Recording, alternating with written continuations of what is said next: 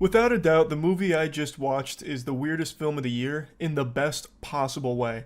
It's called The Substance, and I think it's flown under a lot of people's radar because this hasn't generated nearly as much buzz as it deserves.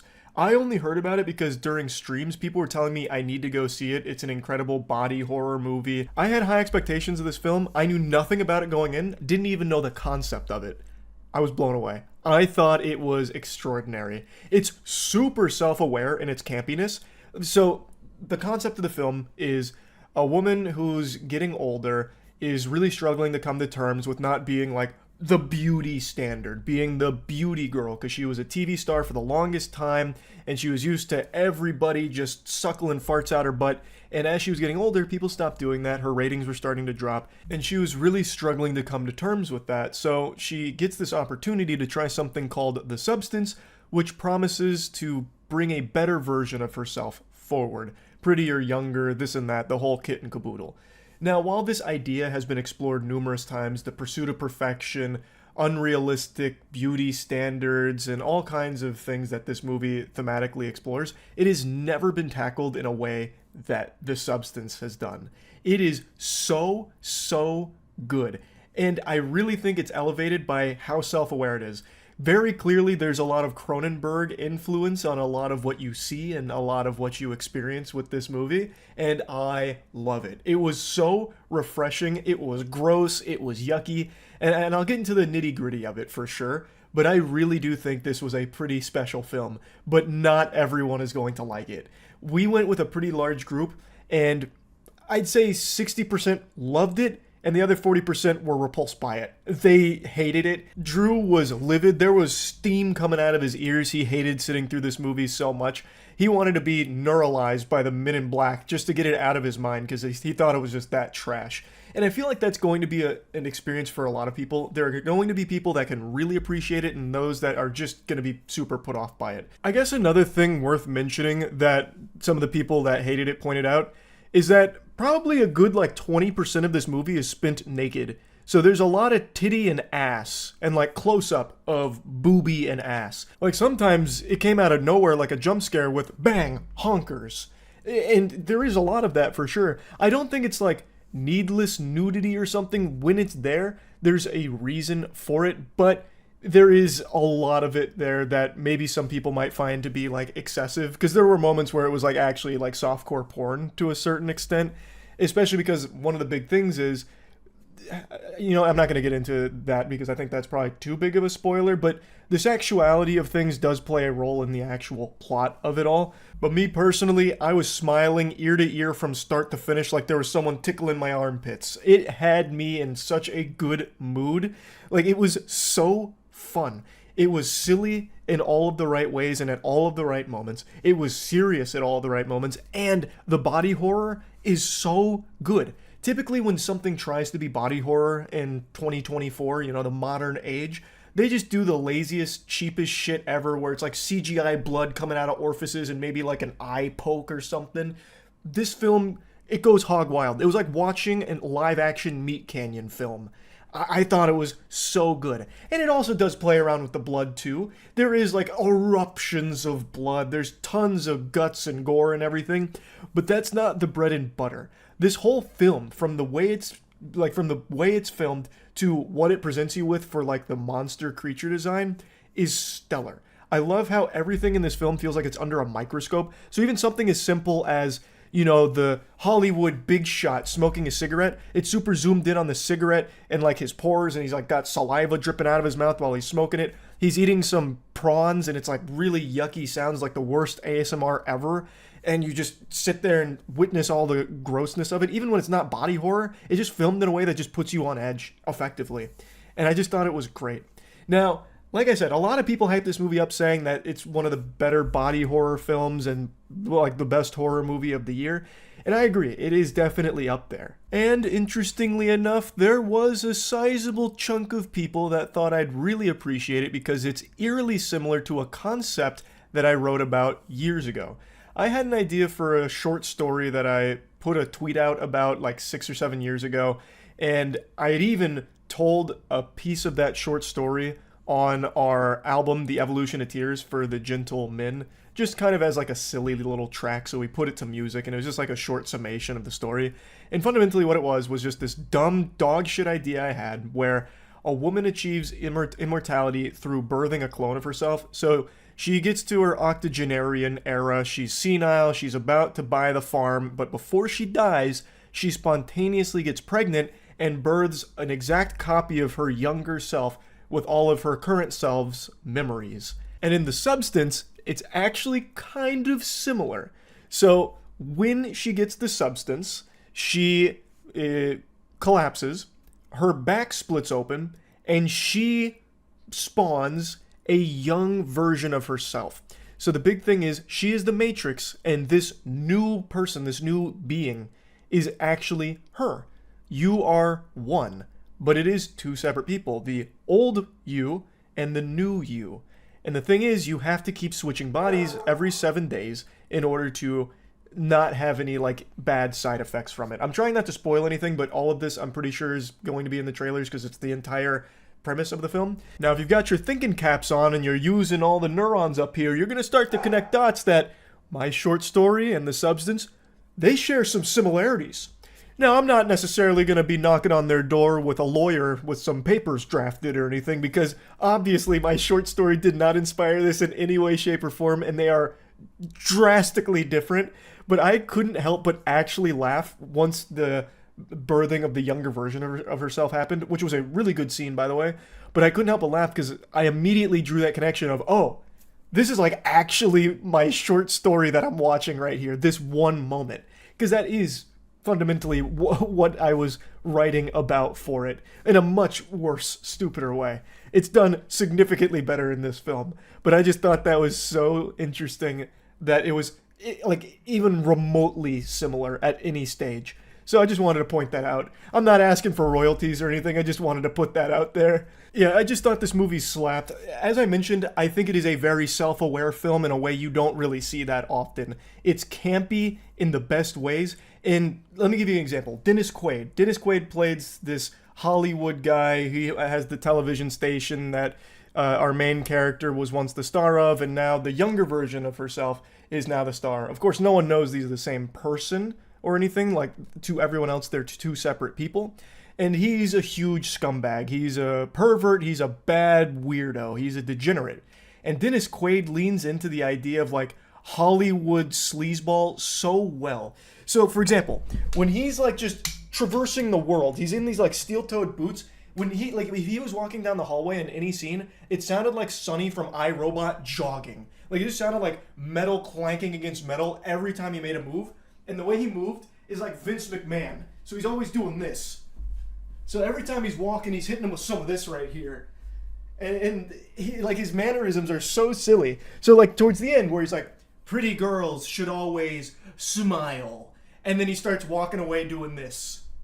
Like, it's so over the top, but not in a way where I was like, damn, that's cringe. Like, he's doing too much. It was like, that's perfect. Like, that's so good. It had me laughing, which I'm pretty sure was the idea with it. And it's not just him, I just think he was the best shining example of it. They'd introduce characters sometimes, like Fred, and it's just so in your face, but not in a way where it feels dumb. Like, it just feels like, oh, they're in on this being a joke, and it's supposed to be campy. But I will say there were moments where I think they expected the audience to be stupider. So, like, a big reveal, they did a subtle moment where it reveals it, and you're like, oh, I'm picking up on that. I see what they're saying with that. That's what that means. And then, once you have that realization, the movie immediately beats you over the fucking head with a hammer with what it is. They take all the subtlety away with like a flashback or showing you something like, you know, behind the curtain with this is what it is. This is it right here. Showing you, telling you, instead of just having any level of trust in the audience to piece it together themselves with what you've shown them. So that was a little upsetting because that happened a couple of times and I just thought it was unnecessary in a film like this. Like, you set it up well and you had a good execution of like this subtle reveal. I don't think they needed to take the extra like 5 minutes to give you like the monologue, and this is what it means, and this is why I did it, and this is who I am. I just thought that was a little much. But I just thought the film was super good. I love the monsters. when the monster stuff starts happening, again, not getting into spoilers, I thought they crushed it with the design. I thought it looked great. It did a good job of being unsettling and gross. People in the theater were audibly like recoiling, going like, oh no, actually emoting during a film, which I have not heard in so long in a movie theater. So I think it accomplished its goal. And it's the perfect amount of weird. Like, one of the monsters pukes out a whole titty. Like, it actually pukes out a breast, a single boobie. It just plops onto the ground, a disembodied tit. It's like, whoa, wow, that was interesting, I just think The Substance is a pretty special film. I thought they crushed it. I really did. But again, I think there's going to be a ton of people who hate it. This is not a film I think that's for everyone. It is a weird movie, and I think you need to go in there ready to accept that it's like cartoonishly over the top. And once you do accept that, I think you're going to have a ton of fun watching it. So, yeah, that's really about it. So, yeah. Do my eyes look to have a little sparkle in them today? A little extra special sauce there?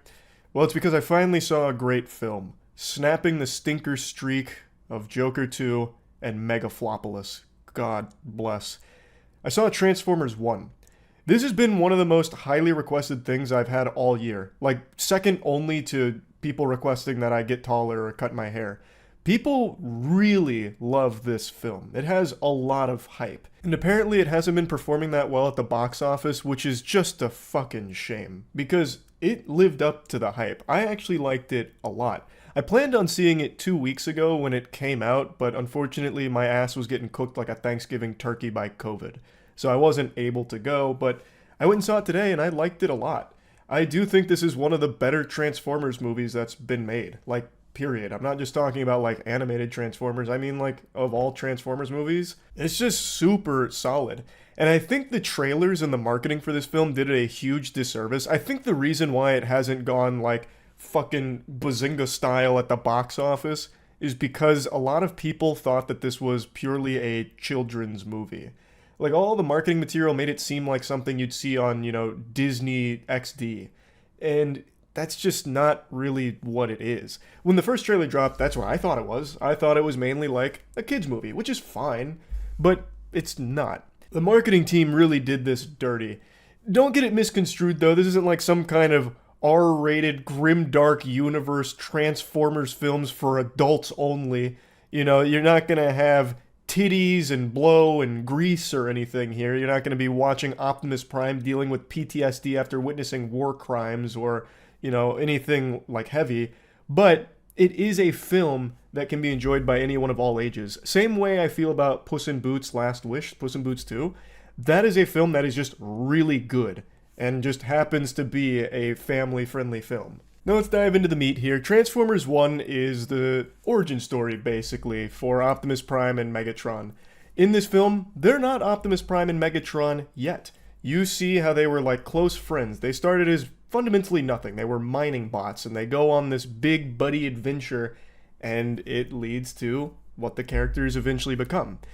And what really works well for this movie is the characters are good. Not just Optimus and Megatron, but the surrounding characters as well. Like Bee, like Alita, like all of these characters are just fun. There's a lot of joke slinging back and forth, but not to like the criminally cringe level of Marvel where it's always there, even in moments that are supposed to be emotional. In this movie, yes, there is a ton of jokes. Yes, not all of them are going to land. But when there's an emotional beat, they don't bother to break it apart, wipe their ass with it like Marvel does by just throwing in like a little fucking half-baked AI-generated zinger. And I really appreciated that. That was very refreshing because I thought that's where this was going to go. It has a very simple plot, like it's nothing new. It's a story we've seen a million times, but now with Transformers. But it works super well because Optimus and Megatron, they build up that relationship really well in this film, and they tear it down really well too. So getting to like the climactic conclusion where we all know what's going to happen. We know what happens with Optimus and Megatron. They end up being at odds and they fight each other constantly. Getting to that point is such a good journey. There's a lot of really good action sequences in here, even like a really entertaining race that Optimus and Megatron enter, even though they can't transform. So they have to get really creative with how they try and win this race, and it's a huge fucking deal. And that entire sequence is really fucking fun.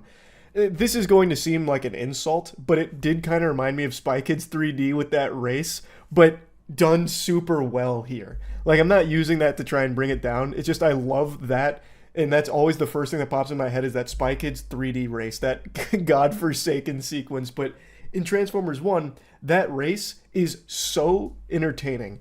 Like, they're using jetpacks in the beginning. Then they're running on feet, but since they can't transform, they're getting fucking blasted by everyone. Then they have to use a couple of other really creative measures to try and get themselves back in the race. There's traps, there's obstacles. It's just a good ride. I've always had a soft spot for the Transformers property ever since I was addicted to Beast Wars as a kid growing up.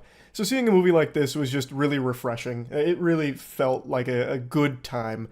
And there's not a lot that I didn't like about it. Yeah, I wasn't, grabbing at my stomach like hardy har har, laughing out loud at every joke or anything, but I was still highly entertained. And this is probably cope, but I'm hoping that now that we've had a movie about, the beginning of Cybertron and all that, maybe we can revisit games like War for Cybertron and Fall of Cybertron. Those games were such bangers, and it's a shame that they haven't received any kind of remaster or anything.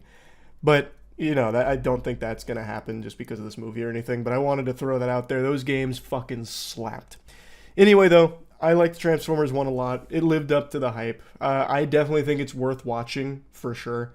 Even if you're not a fan of Transformers, it's a fun short movie, which is rare. You usually don't have any movies under 2 hours anymore. This one is not 2 hours, which is nice. It doesn't overstay its welcome. You get exactly what you want. A lot of action, a fun story, good characters, and it all looks great because the visuals are pretty top-notch for the movie. So yeah, Transformers 1, it was good. That's about it. So yeah. Still to date, one of the biggest surprises I've ever had going to a horror film was actually enjoying the first Smile movie. I went into that thinking that it might just be fun bad, but that it stood no chance of being anything even close to decent. Because it had a TikTok influence and this and that. I thought the odds were stacked against it, but I walked out of that theater smiling. I thought it was just so good. It was such a pleasant surprise. It takes a super generic concept that I had already seen a movie in the past. Truth or Dare did something very similar with the smiling right before death thing. And I thought this would just be another one of those throwaway slop horror films that I'd forget about 15 seconds after leaving the theater. But nah, Smile stuck with me. It's not like those other things where they just throw together something shitty, a few jump scares, and call it a wrap, something like The Bag Man, or any of those other awful premises. Because everything gets a horror film these days. Literally the dumbest ideas ever get horror movies because they're cheap to make and usually turn a profit. So you have some shit come out like The Backwards Walk Man. If you see his cheeks coming at you, it's already too late. If his butt's facing you, you're already dead. But all this to say, I liked Smile. So I had a lot of expectations here on Smile 2, probably unfairly so. Yet, it exceeded them. Smile 2 is actually better than the first one. And people in stream chat that had seen it yesterday were telling me that much. They were saying that Smile 2 is actually better than the first one, and I agree. There are things I liked more in the first one, but overall I think Smile 2 is just a stronger film in general. So let me just go ahead and start glazing it like a donut real quick, but I do want to talk about some complaints that do get a little spoilery, but I'll get to those towards the end. Before even really getting into the meat of this, I do want to make a mention up top here, because I have to know that I'm not crazy. Maybe I'm possessed by a fucking sound demon or something, but this is the loudest movie I've ever heard in my life. I saw Smile 2 in a Dolby screening, which I've done for tons of movies that have come out, and I've never had something be this loud. I'm talking anytime something happens on screen, it's like 5 sticks of dynamite get shoved into my ears, like it's some kind of Tom and Jerry gag. Even something like the main character opening a can of mints sounded like 5 dump trucks being thrown off of a cliff into a pile of broken glass and nitroglycerin. Everything was so loud. Now, I think the sound design and the audio was great in the film. I think they did a really good job with it. Like, I do want to make it clear, like, I think they crushed it in the sound department, but like, maybe the levels were a little too high in the theater I was in or something, where it became, like, actually painful. Like, there's a scene in the very beginning where a guy throws a sword, and it was already really loud, but he throws that sword, and holy shit, it was like I was back at a club standing in front of the speaker. Like, that sword hits the ground, and it was like someone clapped their hands against my ears. Like what Jackie Chan would do in a kung fu movie to stun someone. It was crazy how loud some moments were here. Now, first and foremost, if you haven't seen the first Smile movie, you should know that Smile is built upon tension and jump scares. It has an unapologetic use of jump scares. It's not ashamed, and it actually gets very creative with the jump scares. Most of the time, when someone tries that shit with like a boo and like a really loud noise, like I'll just sigh and roll my eyes. It's really not exciting, and it's kind of lame. And for a long time, people have criticized horror movies' reliance on jump scares for its scare factor, and rightfully so, because it is lazy.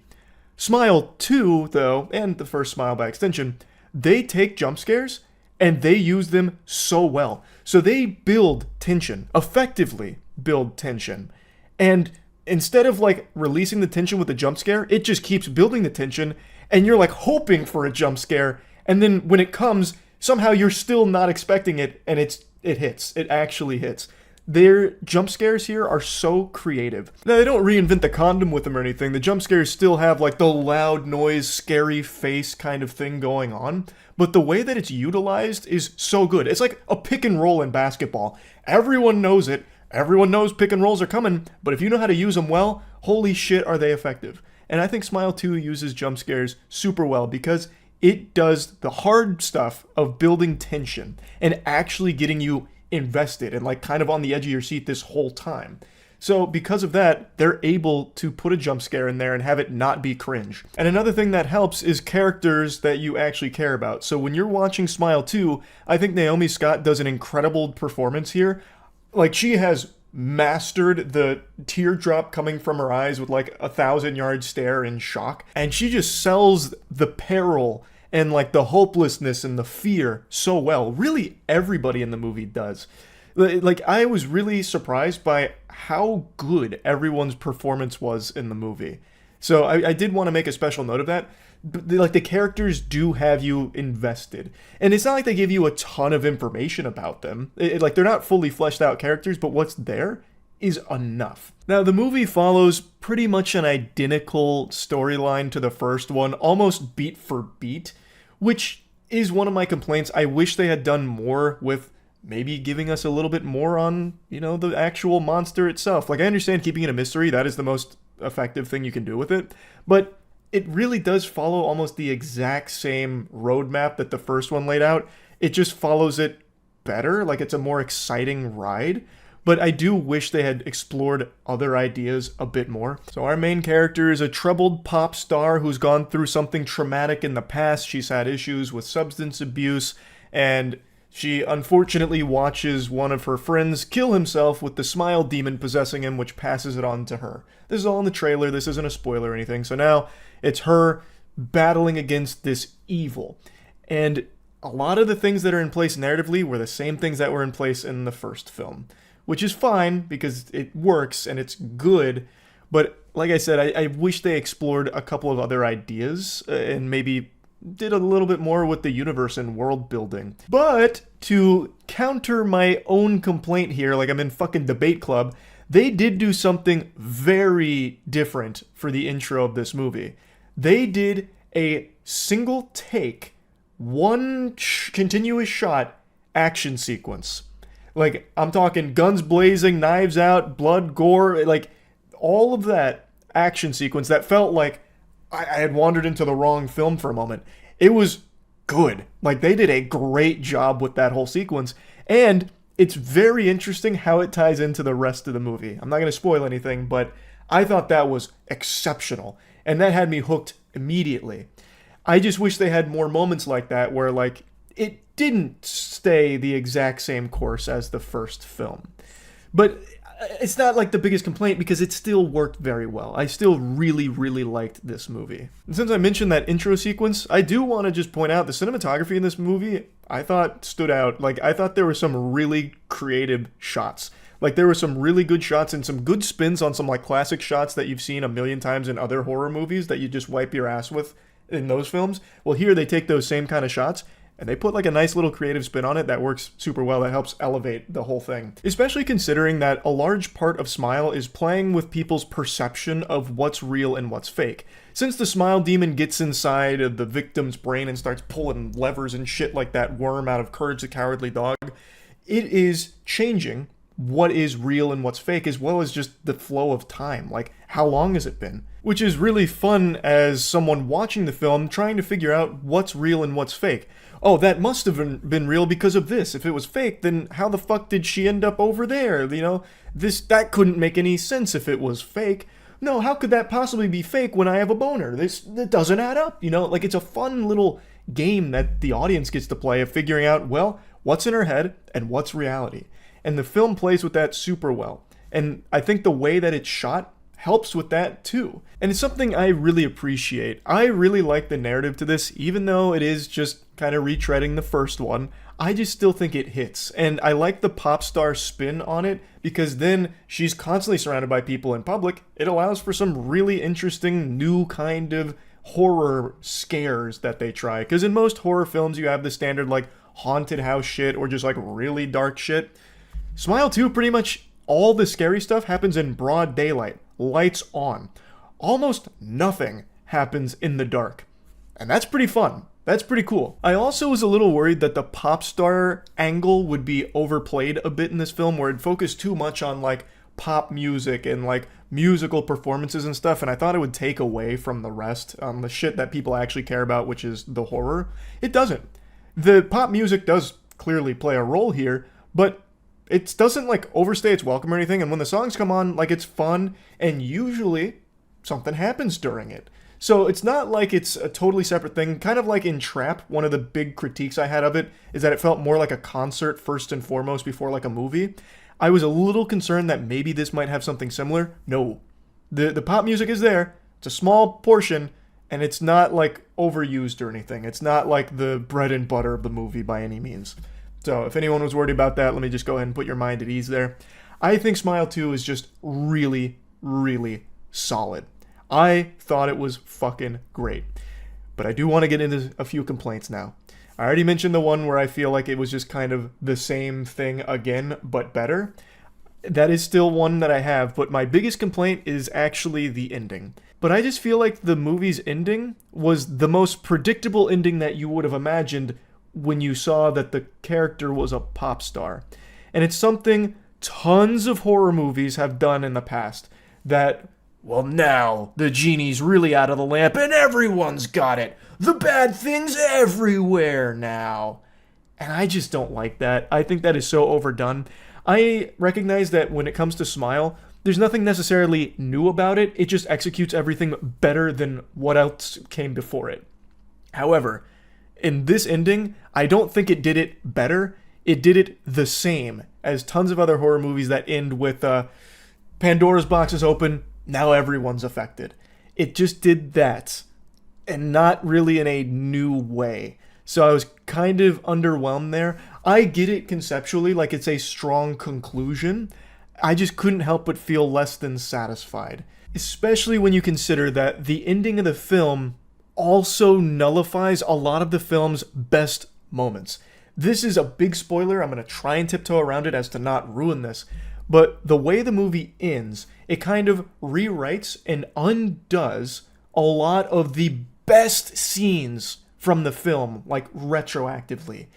And that kind of sucks. Like, it kind of takes the wind out of its own sail, which I just really didn't like. You know how everyone hates that trope, that cliche of, it was all a dream, that kind of thing? Well, I felt the same way with the ending of this movie. I just really felt like, man, that really kind of takes a lot of the impact away, what you've just done here. So hopefully I didn't like say too much there that spoiled it for anyone, but I just felt really let down a bit by the direction the ending went. Like, I'm talking the very end, like the last 5 or 6 minutes, like not long. I think everything up until like the last 5, 6, whatever minutes was so strong. And narratively, I even think the last 5 and 6 minutes is a strong conclusion, like from a plot perspective. But from a viewing perspective, it just really feels like, man, that really does take away a lot of the fucking oomph with what we had been experiencing up until this point. So that's by far my biggest complaint, but I don't think it like makes this movie that much worse in my eyes or anything. I still think this is a great film. I still think it is better than the first one. So overall, I think Smile 2 is 100% worth seeing. I think it is so good. So I definitely recommend it. I liked it a lot. And yeah, that's about it. So, yeah. Hello, my name is Charles Jr., son of Charles Sr., and I am an avid musical hater.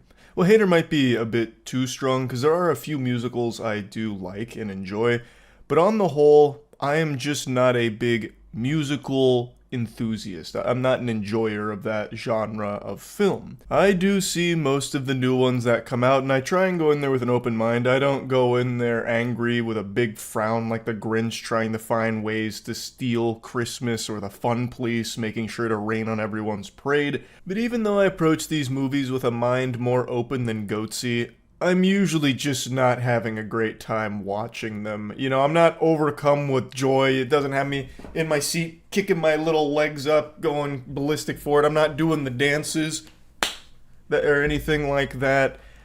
So when it comes to Wicked, I wasn't even going to bother going to see it because I was pretty confident I wasn't going to like it. I know that it has incredible reviews. Everyone is singing its praises, and I'm happy everyone's having such a good time with it. But you know the old saying, you could be the best, most beautiful, most delicious peach in the world, but somewhere out there, there's someone that just doesn't like peaches. That's me. I'm that guy when it comes to musicals. You could be the perfect musical. Probably won't like you that much. It's just, I don't know. It's not in my DNA. So I was just going to sit this one out until Stream Chat wore me down. Over the last couple days, I've just been getting asked a lot, when am I seeing it? Charlie, you gotta go see it. Have you seen it yet? Even saying, Charlie, even if you hate musicals, bah humbugging them till the cows come home, you gotta see Wicked. You're gonna love it. Even if you hate musicals, you're gonna love this one. It's exceptional.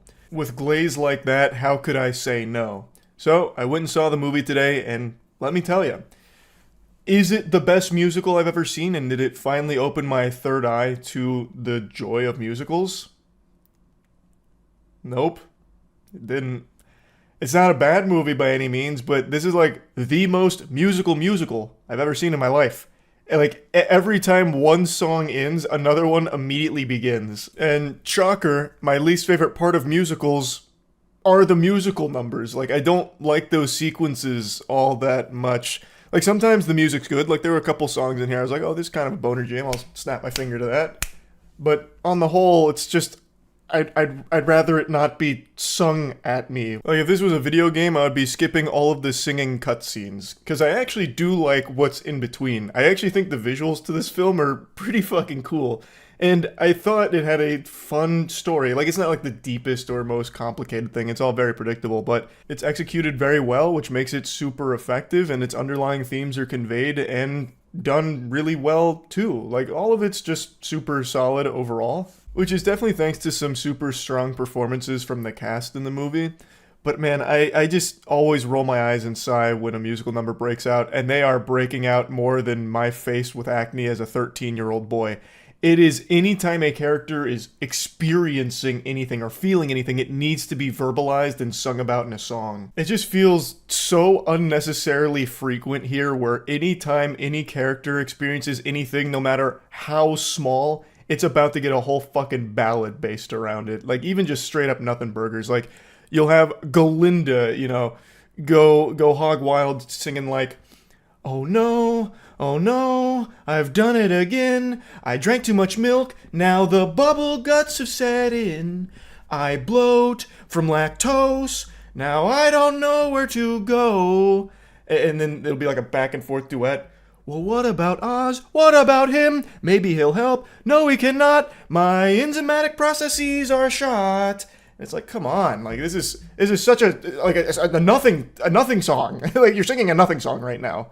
If I was doing a musical, I'd have the musical numbers be there for just like the big moments to elevate them and heighten the emotion. But here it's like everything, and I know people love that. It's just not my cup of tea.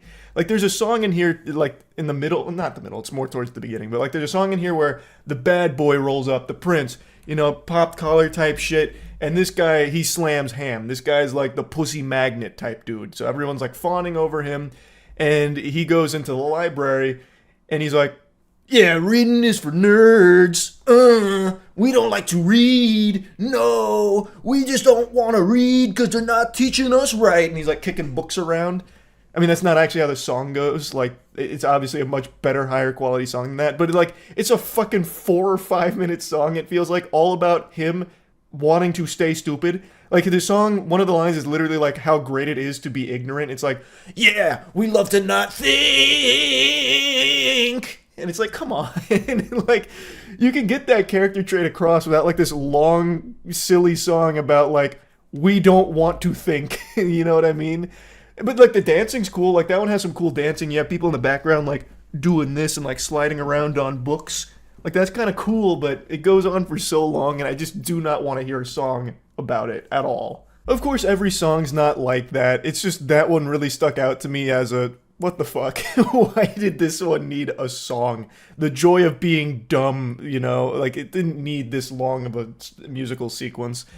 But, like, I didn't hate the movie, right? Like, I don't hate it by any means, but I just don't like musicals. It's just that simple. It's just not for me, and that's okay.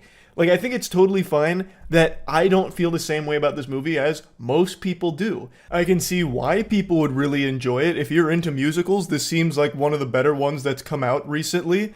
It's based on a beloved play. Like, I understand all of the reasons why people are loving it. I get the hype.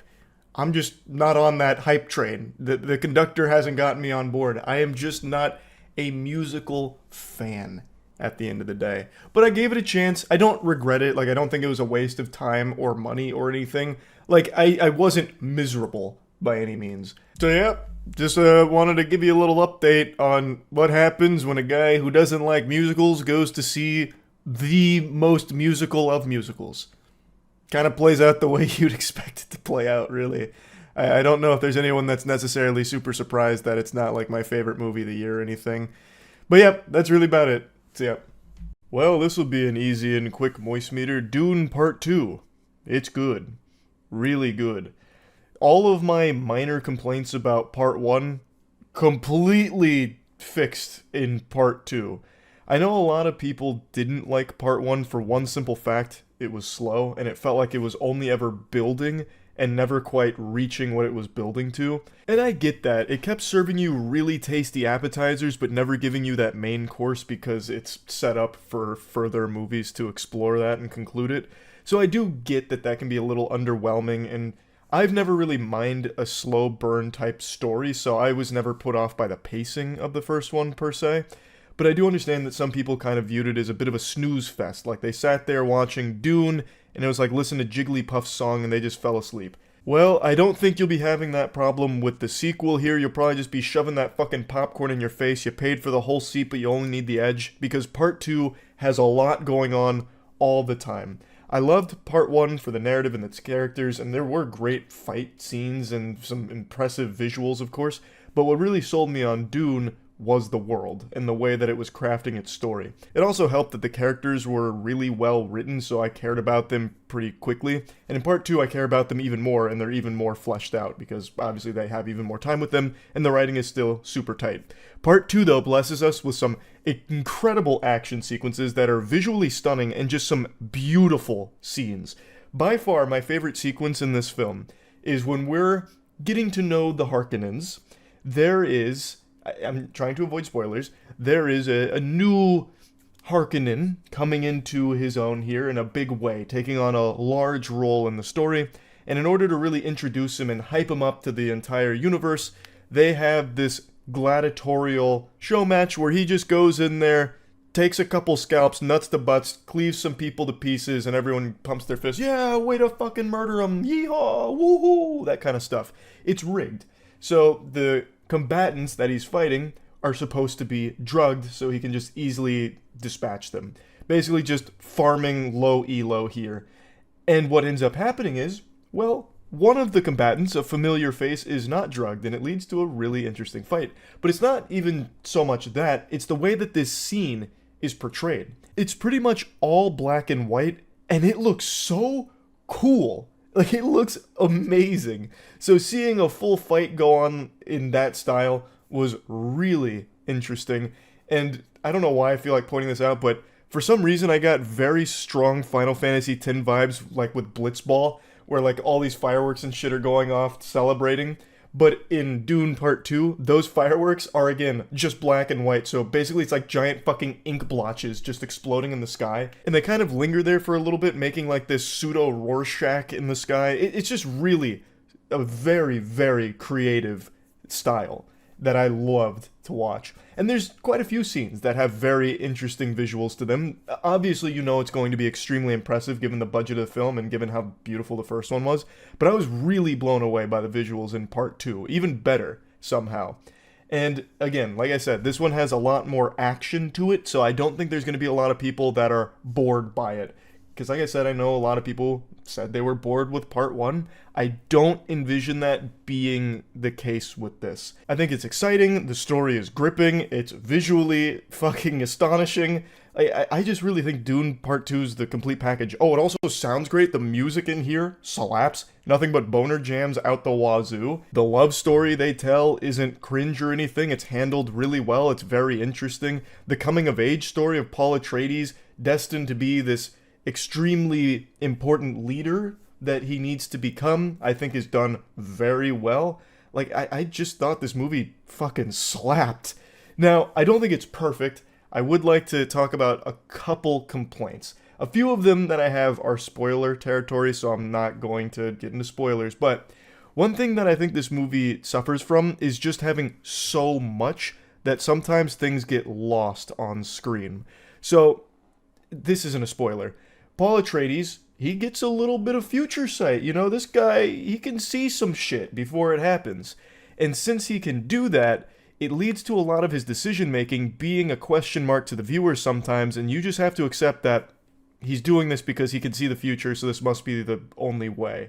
But that's a little jarring, because some of the decisions that get made are like, it seems kind of out of character a little bit. Like, that's quite a contrast to the scene we just saw you in before. Like, sometimes it feels like things come out of nowhere. Occasionally, shit just happens, and there's no full-blown explanation for why some things happen. Now, maybe Part 3 dives into them a bit deeper to explain a couple of the things I'm talking about, but for now, you just have to accept, shit happens. And that brings me to another one of my complaints, where some very important character deaths I feel were kind of underwhelming. I don't think they were handled as well as I think they should have been. I'm talking very important characters getting killed, and it's just kind of like this afterthought. It's like they get killed by a single move, and they barely fight back at all, really. Like they were just waiting to die and didn't really care, you know, just like, I'm just gonna AFK real quick and let you just fucking annihilate me. It's like, kind of sucks, because this is a character that's kind of a big character, I would think, and that's how they're gonna be sent off. That just felt a little unfortunate, because I thought there could have been more to do there. Now, keep in mind, I haven't read the books, and as I understand it, the movies don't adapt everything one-to-one, but they do a really good job of it in most people's perspectives. But if I had to guess, I imagine the characters that perish in this movie don't die the same way in the book. Basically like, hey, I'm out. You ready to kill me? Alright, cool. Can you do it quickly? Alright, cool. Bang. I'm out, ski. It just feels underwhelming with a couple of those moments, but it's not enough to like actually be a detriment to the film overall. It's so good. I really, really enjoyed Dune Part 2. I think it's extraordinary. So, plugging Dune Part 2 into the Moist meter, I'm just going to give it a comfortable 95%. I am super invested in the conclusion to the story. There is a Part 3 coming. It doesn't wrap up in this one, so I'm once again just biting my fucking nails waiting to see how this story wraps itself up. So, I can't wait for Part 3, and I think they crushed it with this film. That's about it. So, yeah. Just kidding, asshole. You got pranked. Classic. I can't believe you fell for it, you fool. There is one more thing I wanted to mention before closing it out. I really think every single actor in here is putting on their A game. They brought the special sauce here because everyone does a great job and you can really feel like they wanted this to be special. So, what I mean by that is every character feels real. And that helps sell you on the scale of the conflict as well as just the importance of every single thing that happens and the character relationships being meaningful. So like Timothy and Zendaya, like they really do have like great chemistry on screen, so it doesn't feel like it's anything forced or anything. Like the love story hits. It feels good to watch that blossom, and it goes in very interesting directions. And the new big bad guy that has a very nefarious and evil aura about him is super over-the-top evil, but not to the point where it becomes cartoonish.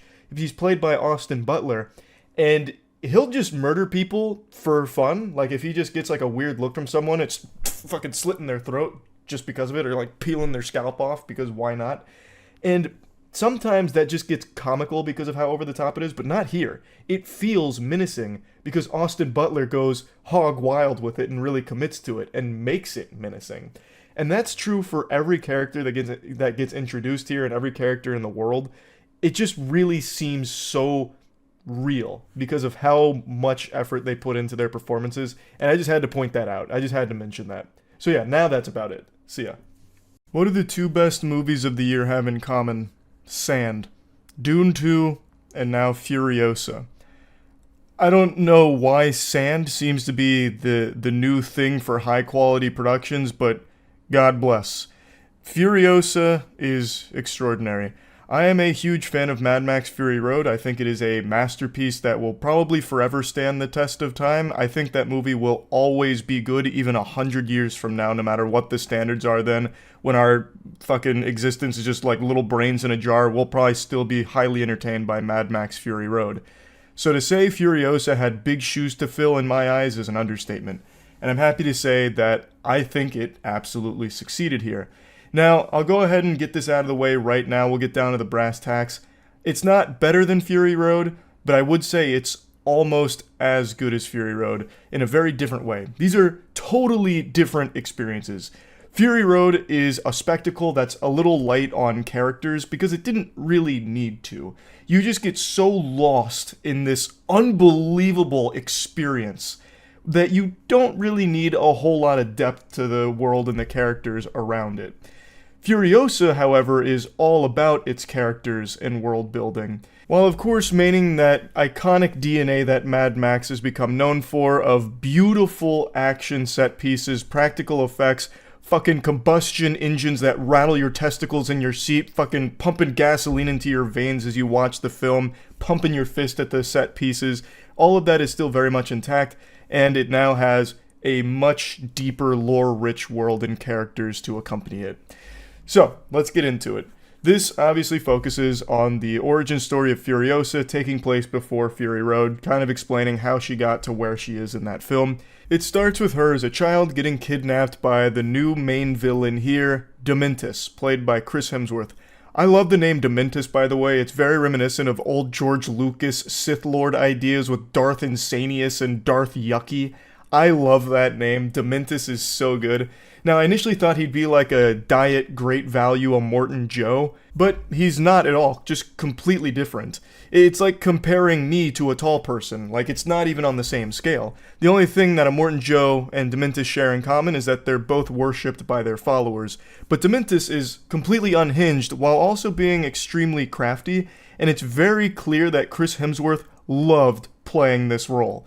Every time he is on screen, it just seems like I'm watching him like have the time of his life. I'm not kidding when I say I half expected him to bust out some of my dog shit dance moves when he was going into like a villain speech that he was given. I thought he'd be hitting him with like the "Where's my hug at" when he's threatening a Morton Joe or something. Like he is just, it's hard not to be entertained when Dementis is on screen. I'm trying not to get into any like spoilers or anything, but I love the way that he approaches this world. He knows that he is an evil piece of shit. He's well aware of it, and he just tries to have fun with that. I'm talking about Dementis the character now, not just Chris Hemsworth playing him. So like, for example, when he goes to try and strike a deal with a Morton Joe, he has a hostage, and he has this weapon that's attached to the hostage that he's like holding back, and he's got little nipple clamps attached to it at the same time, so that way if he lets go, it's gonna rip his nipples off. For no reason other than he likes having his nipples clamped and thought it'd be fun. Like, I don't know, like, how can you not enjoy that? That's so fucking good. So I am a huge fan of Dementis, and I am glad that it's not just doing the Morton Joe character again. They made a completely unique one here with Dementis, and I think they crushed it, and Chris Hemsworth nailed the performance of it. And I also think Anya Taylor-Joy did an amazing job as a young Furiosa here. She doesn't have very many lines, but the lines she does have are very powerful. When she uses her voice, it is a big deal, and it carries a lot of weight. She's also extremely badass, so she's like a one-woman army, just like fucking slaughtering tons and tons of people, but she's so far from invincible. She gets beat up, she loses more than she wins. Well, try not to get into spoilers, but she suffers great loss, like physically, emotionally, obviously. Like, she is not, some superhero, but she does what she needs to survive, and she is great at that. But anyway, switching gears back to the overall story, the narrative.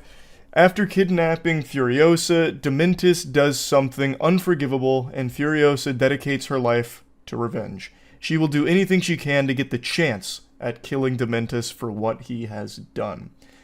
And it's a really, really good revenge movie. I have no complaints at all about the characters or the writing. I do, however, have like a bit of a nitpick with a couple of things that happen in the story, but they're not a big deal. It's not an overall detriment. But there was a couple moments where I really thought it didn't make sense that the people around Furiosa wouldn't have taken notice of a couple things that she had done. It's not that big of a deal that they didn't. You can kind of just write that off as like, everyone here is kind of out of their fucking mind. They're off their gourd. They're literally like chroming their face and shit. Like everyone's very, in a different mindset. So maybe they just wouldn't notice, or they wouldn't, recognize faces or pick up on certain things. So now let's get into something that I'm sure everybody wants to hear about: the action. Mad Max Fury Road became very, very well known for its practical effects, using all real stuff, stunts, actors, cars, vehicles, all of the explosions, all of it being very authentic, very little CGI. There is CGI in the movie, contrary to popular belief. There is CGI in Fury Road, but it's used to enhance a lot of the practical effects to make them even larger than life, and it never really feels like there's CGI there when it is there. Furiosa does have more CGI. And Furiosa's CGI isn't used in the same way it was in Fury Road. What I mean by that is there's a couple of scenes that it's very clear they're in front of a green screen. It is still majority practical effects. Like, don't mistake me, this isn't like a fucking Marvel movie level, CGI out the wazoo or anything here.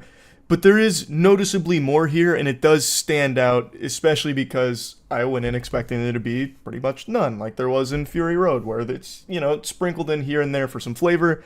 But in Furiosa, there are entire sequences that definitely have a lot of CGI elements to them. It's not horrible CGI or anything. We're not talking like it's Beast Wars from the 90s or anything. It's not looking like Jimmy Neutron. But you just do notice them because everything else is practical effects for most of the scenes. So when there are scenes that are a lot of green screen, you're like, that looks super different than what I just saw. What kind of fishy business is afoot here? Now, I understand it's a much bigger movie in terms of like scale than Fury Road, so it's hard to expect all of it to be practical, but it is definitely worth noting that there are some scenes here where it does stand out. Like, I hate to just keep comparing it to Fury Road, but it's super hard not to.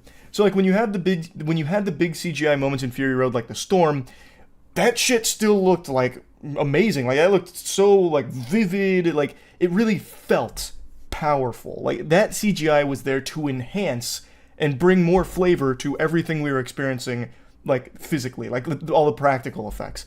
The CGI here, it doesn't really do the same thing. And I know I already mentioned that, but I wanted to give like a direct example, like with the Storm and Fury Road. But overall, I was still very pleased and highly entertained by all of the action sequences. It is so fucking incredible to see like the war boys jumping down, slamming the explosive sticks, throwing the explosive sticks, and they had like some paramotors going and dropping more explosives on the war rig. Like, it was all so good. So fucking good.